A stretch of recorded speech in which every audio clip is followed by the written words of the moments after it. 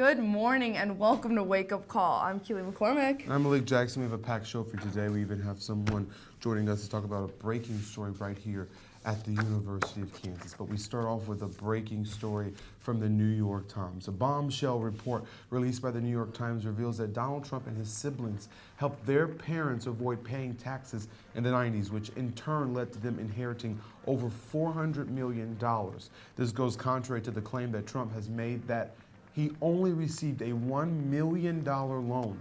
The dealings were done with, according to the New York Times, dubious tax schemes and outright fraud. Donald Trump lawyers said the New York Times allegations of fraud and tax evasion are 100% false. The spokesperson for the New York State Department of Taxation and Finance, James Gazelle, said in a statement released that they are reviewing the allegations in the before-mentioned report, and they are, quote, vigorously pursuing all appropriate avenues of investigation.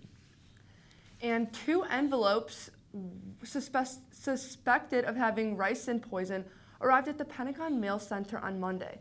The envelopes were addressed to Defense Secretary James Mattis and Chief of Naval Operations Admiral John Richardson. The mail was flagged as part of the Pentagon's normal processing procedures and were tested. All other U.S. postal mail received at the facility on Monday was under quarantine. According to the Department of Defense, the Center for Disease Control says that ricin is a poison that is found in castor beans and can be purified or refined into an agent used to expose people through the air, food, or water.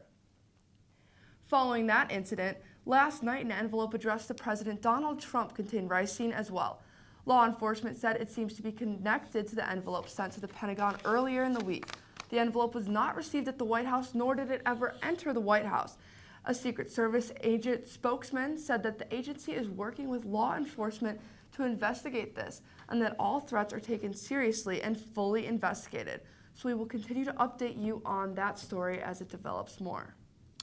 And moving along, the battle for the Supreme Court and the nomination process of Brett Kavanaugh is still dominating Washington. After testimony from both Christine Blasey Ford and Kavanaugh, the Senate voted at the committee level. But in the 11th hour, moments before the vote, Republican Senator Jeff Flake of Arizona said he would not vote to send Brett Kavanaugh to the Supreme Court unless there was an FBI investigation. He was joined by Republican Senators Lisa Murkowski and Susan Collins, all whom could make the difference on whether Kavanaugh is confirmed or not. The FBI was given a week to look into the allegations, but the scope of their investigation is not yet known. Classmates of Kavanaugh have come out and said they witnessed him drunk to the point where he was unaware of what was going on. And in the letter he wrote back in the 80s, calling him and his friends, quote, obnoxious drunks, which is contrary to his testimony. But again, we are not sure if the FBI is investigating this because we just don't know the scope of that investigation. Now to a story we brought to you last week, the disappearance of 6-year-old Maddox Rich. The search for him ended Thursday after his body was found in a creek about 1 mile from where he was last seen with his father at the Gastonia Park. The body was found by a team of 15 searchers. Gastonia Police Chief Robert Helton said, quote, our community is heartbroken. Our searchers, our investigators, this is not the end we had hoped for. And that is such a sad story. We played that video last week of his mom absolutely in the shatters, not imagining life without her son. And now that ending that we all hope for, like the police chief said, we did not get. That's so sad. Our prayers are with them.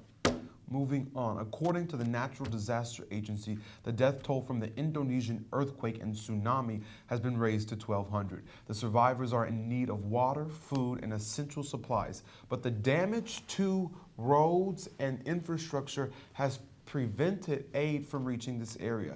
The military has been able to assist, but police are dealing with a tricky security situation due to the desperate residents fighting for supplies. Humanitarian missions delivered rice and water to the airport, but they are reliant on the police and soldiers for the distribution of the items. And crowd control, what the military is also in control there. So a very, very rocky situation there, but we wish them all the best. Yes, and now to some local Lawrence news. The Lawrence Police Department set up a sobriety checkpoint last Saturday after the homecoming football game. They stopped almost 350 cars and arrested 4 drivers for driving under the influence. They also made 2 arrests at the checkpoint for drug possession. The checkpoint started at 10 p.m. and was in place until 3 a.m. on the 2300 block of the East 23rd Street. The last checkpoint that occurred was in spring of 2017, and according to Officer Drew Fenley, the efforts were grant-funded with the goal of decreasing impaired driving. And some more news right here at KU. On-campus rapes at KU have doubled in the last year, according to KU's newly released annual campus safety report.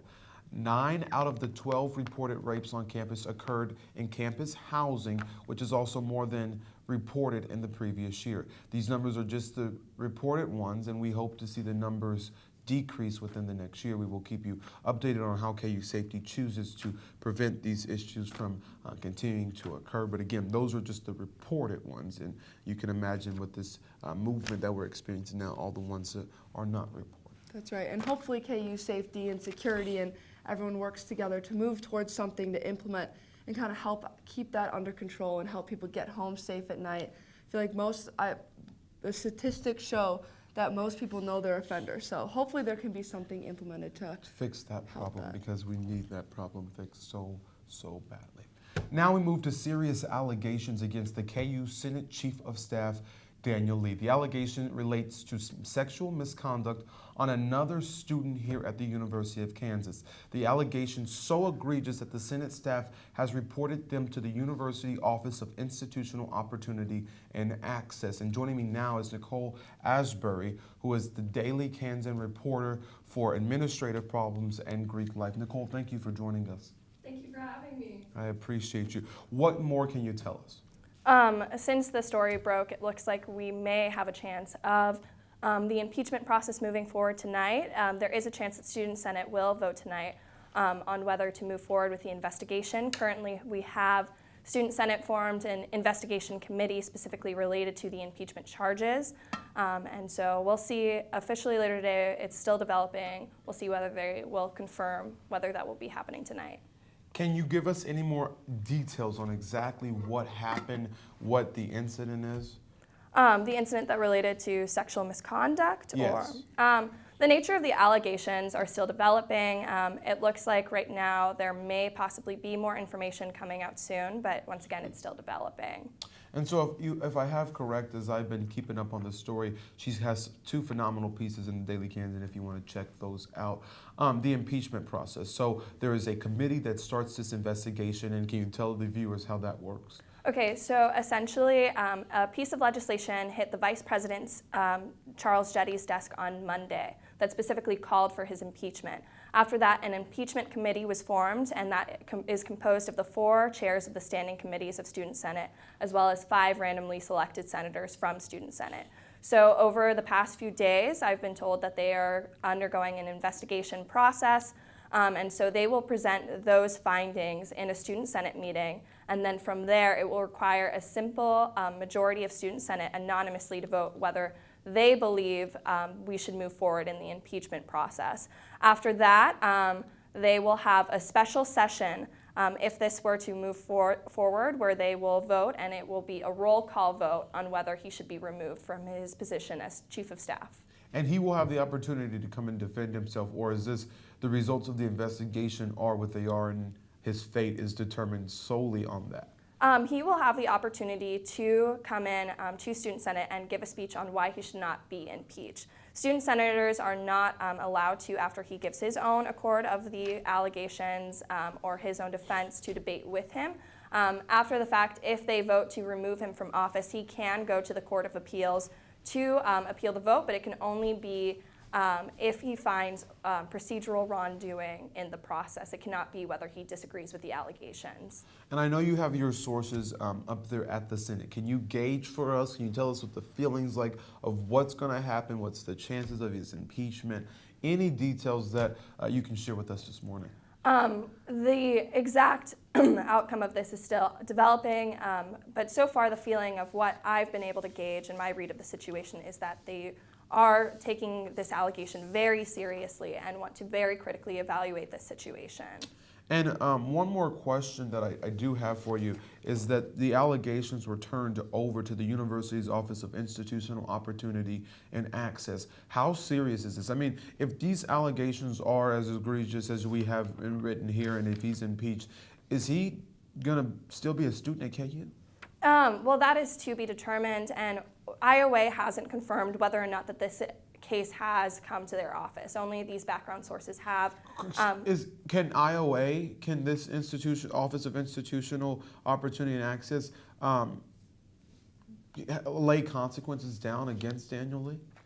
They can. They do have the right to recommend what consequences should be initiated. And so, and I was talking to Libby Stauffer, and she was able to give us a comment, which I'll read in just a second. But is there anything else that you would like to add? So far, no. It is still a developing story, and we will see what happens tonight. Well, thank you, Nicole, and I will be there tonight alongside you to watch that and see what happens, because that is a big story right here in Lawrence. And like I said, we did reach out to Daniel Lee, and he did not respond to our request for an interview. And we also reached out to Libby Stauffer, the communications director for President Noel Reed. She did respond by saying, quote, "Unfortunately, we can't legally comment on anything right now. The Senate will meet tonight," as Nicole was talking about, "and we are sure this issue will be brought up tonight, and any more details we learn right here at Wake Up Call, we'll be sure to bring them to you." Nicole, thank you, and you have a great day. You too. Thank you. Coming up after the break, we'll be back with some more news for you guys, sports, and I come bearing good news, so stay tuned.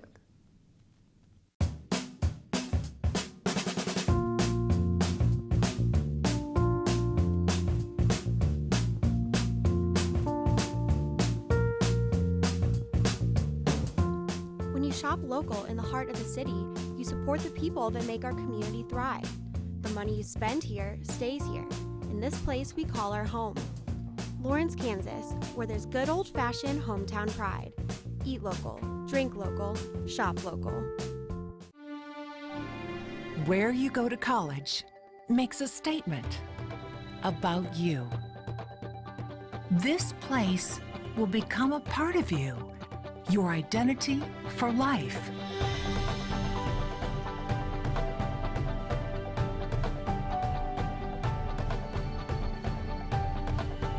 The University of Kansas, a great place to be you.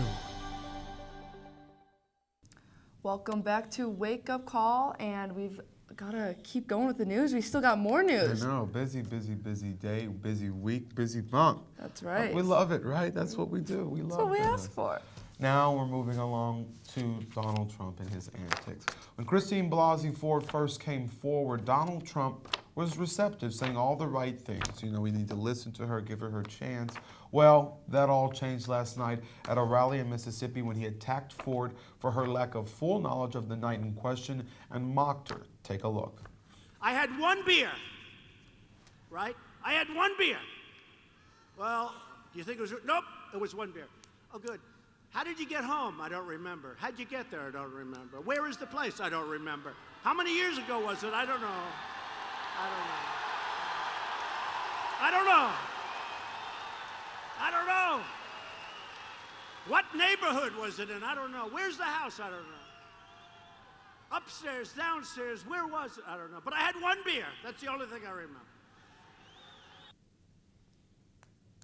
Unbelievable. I mean, it's comical because the President of the United States is always up to whatever he does. But it's really not funny that the President of the United States chooses to use his bully pulpit to attack someone that has such serious allegations. And we don't know quite the validity of her allegations yet. There's people on both sides, but we don't know what's true, okay? Yeah. There's been, both sides have come back with testimony that hasn't quite added up, so we don't know what's true. But for the President of the United States to stand up in front of all those people and mock that woman like that. When in her testimony, she even talked about the laughter, the uproarious laughter that she was laughed at when this incident happened. It's ridiculous. And then the crowd behind him, to be so out of touch that you just cheer this bullying on, it's a shame. It could have been done in a much different manner, much calmer and just nicer. That's just mean. It shouldn't have been done at all, quite frankly. Yeah. You know, mocking someone who a sexual assault survivor is never the appropriate venue to do that. But hey, it's Donald Trump. What is appropriate that he does? Moving along, later today at about 1:18 Central, everyone will get a text from the president. Yes, that's right. It's the first test of the presidential alert, a system that was first created in 2012 but has not been tested until now. According to FEMA Director Mark Preston, it was supposed to happen in September but got pushed back until today. It will not be a political message. It's used strictly for national emergency purposes. So get ready for that text. Are you ready? I am ready. 1:18 Central Time, 2:18. My mom is watching all the way down in Atlanta, Georgia. I know it's all something gets stuck. Yeah, there. Malik's been But sick Mom, from it. Mom, 2:18 your time.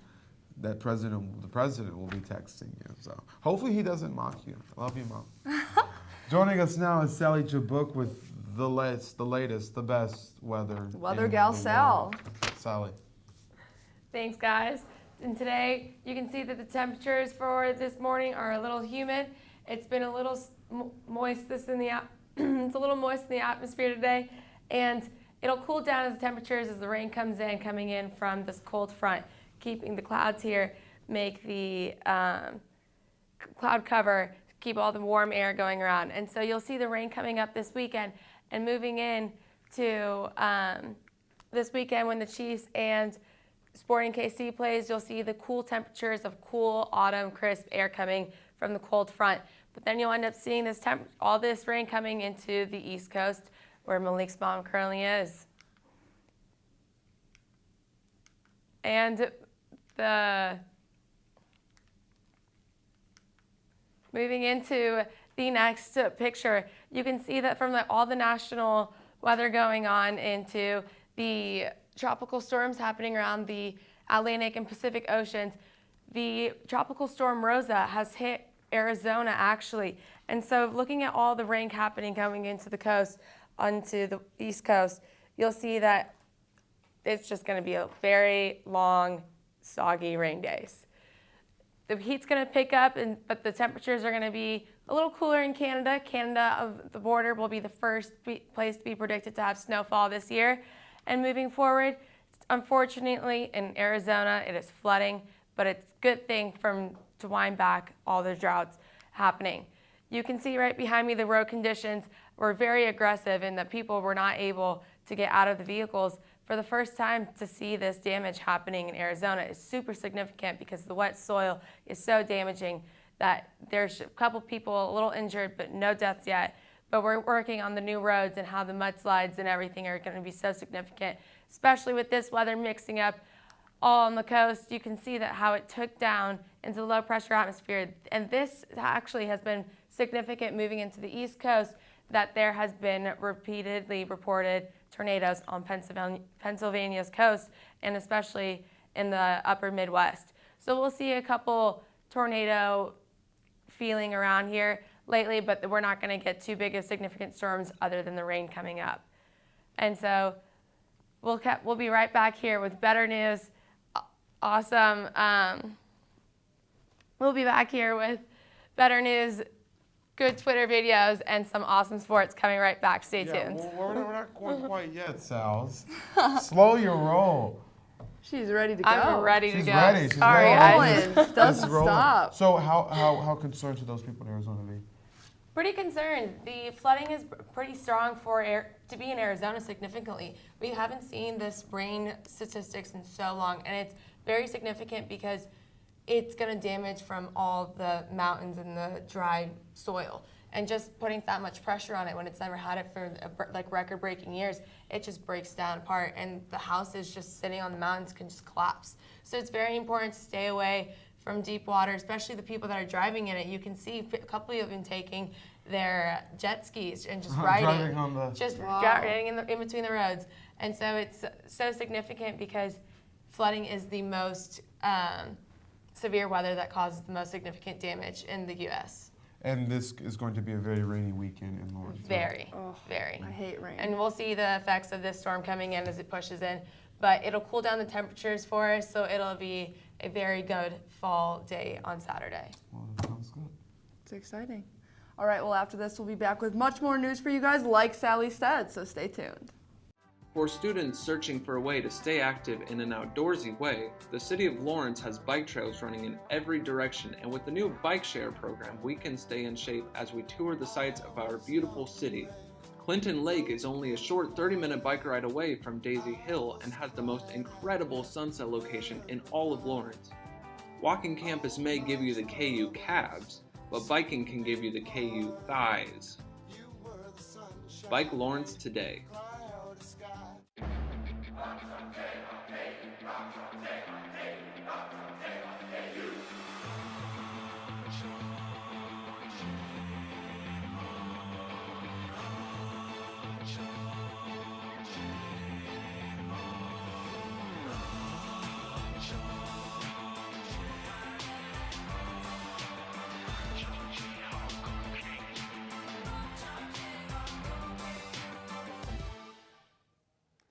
Welcome back to whose favorite segment is this? Mine's Weekend Review.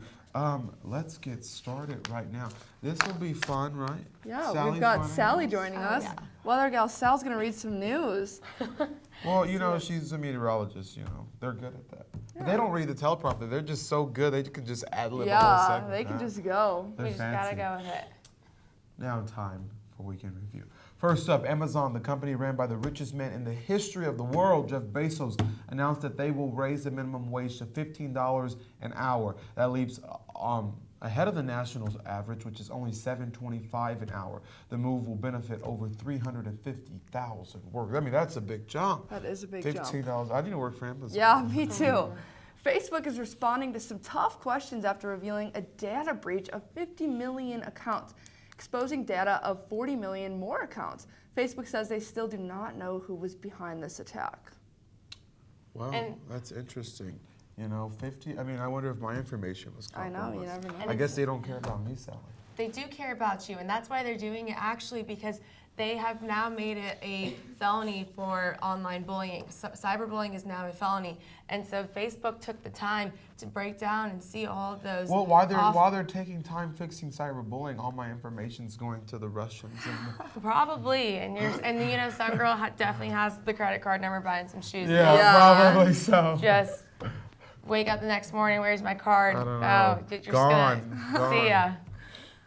But yeah. Elon Musk will be stepping down as the chairman of Tesla after a tweet that the SEC said was misleading of investors. He will also have to pay a $20 million fine, and he will remain in the CEO of the company. That's a weird move. They take him from the chairman of the board, but they leave him as the CEO. Last time I checked, the CEO is more involved in the chairman. Interesting. Alrighty, moving along. Moving on to Icon, bearing good news. 19-year-old Mackenzie Mahler from Uniontown, Ohio, showed a small act of kindness that ended up going viral. The young girl decided to pay for the lady behind her at Starbucks, which we commonly hear about, but this one, it was special. It was a stressed-out mom behind her in line whose father had just passed away, and she was struggling with balancing her new life without him. The mother wrote a note to the young girl saying thank you, and it turned out that her whole day turned around, and it put tears in her eyes and a smile on her face. That shows how such a small act of kindness can really go a long way. You never know what someone is going through or dealing with, so it's important to just be kind, and maybe you can turn their whole day around.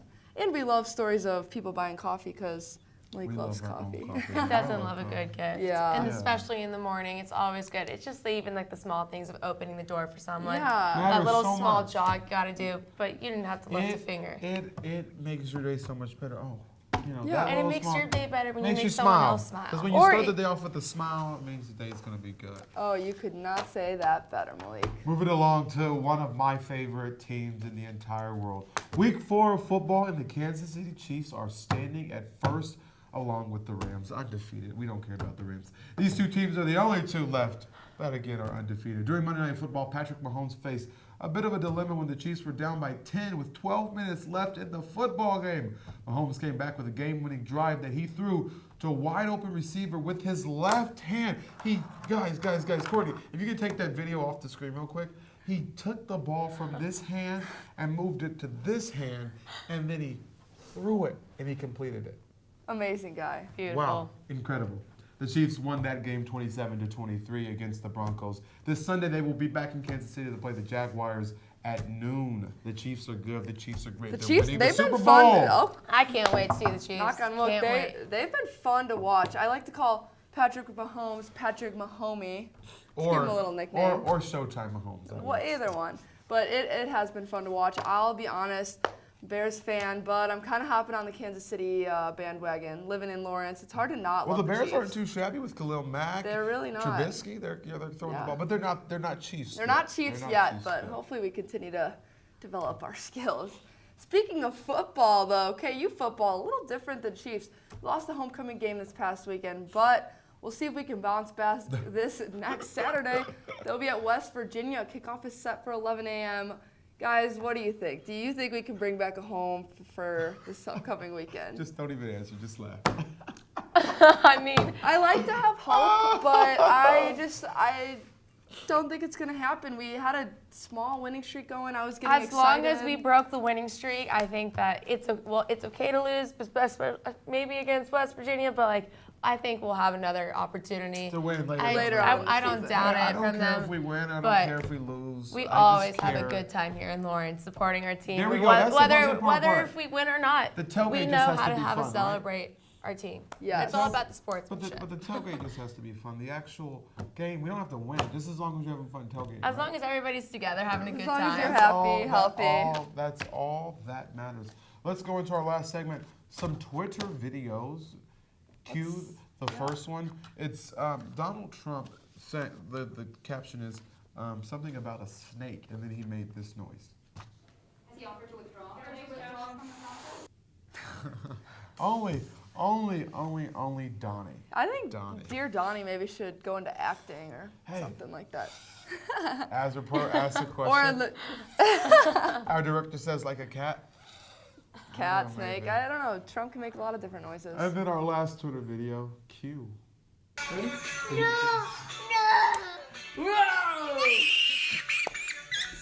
Happy That's a good one. October! Yeah, Happy really. October to It's all of you spooky guys. season. Fall. It's fall, it's October, Halloween's right around the corner. I don't know what that little girl was so scared of. I mean, The pumpkin. Pumpkins, Pumpkins she are doesn't scary. understand why They're there's to- seeding the especially, pumpkin. you know, they're really scared when they're all carved out. oh, the So- jack-o'-lanterns. That's what they're Yeah. called, right? Jack-o'-lanterns. Yeah. Yeah, jack-o'-lanterns. We don't know. You we carve don't a little know. face, put the candle in. It gets spooky. It does get spooky, but they're fun. You know, I've never carved one. It's messy. You've never carved never a pumpkin? What? No, and I don't plan on doing it anytime. We'll do soon. it. We'll do carve it. We'll carve some here we'll on do Wake it. Up Call. Live on TV. Yeah. For Keely McCormick and Sally Trebek, I'm Malik Jackson. Thank you for joining Wake Up Call this morning. We'll see you right back here next Wednesday at 9 a.m. Have a great week.